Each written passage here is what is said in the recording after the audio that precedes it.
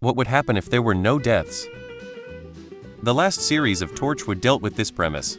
The world's governments end up having to incinerate the very old and very ill alive just to psychically remove them from society and free up resources. It's a grim prospect. If you can't die but your body can be utterly destroyed, what happens to you? Good series to induce a bit of metaphysical existentialism into your life, although I recall they barely touch upon that aspect. Without death, overpopulation would strain resources, leading to environmental collapse and societal chaos. Economic systems would falter, medical advancements might stagnate, and existential questions about purpose and immortality would arise. Boredom epidemic.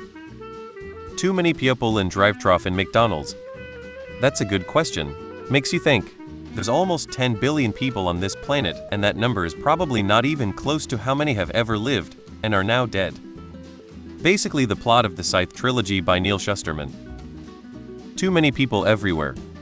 In a world without death, it implies that people would also not need to work or eat anything at all. It might just be a world plunged into chaos. Politicians would never retire. The country would be run by a bunch of ancient, obscenely wealthy people who were increasingly out of touch with our needs. Can you imagine? Overpopulation.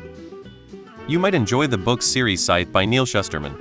It deals with this topic, and even though it was a series marketed to teens, I loved it, shared with others, and everyone enjoys the premise. Then no more birth. The Gov will ban birth? It's not limited to humans, right? So, animals and everything. It's gonna be so bad. Hell on Earth. People being shipped off to Mars. Overpopulation, and the government would have to find a way to move us to a different planet. Lots of mouths to feed. Earth would go zoom. I guess we would not need to eat or drink, so food would not be an issue. Though there would be a lot of people.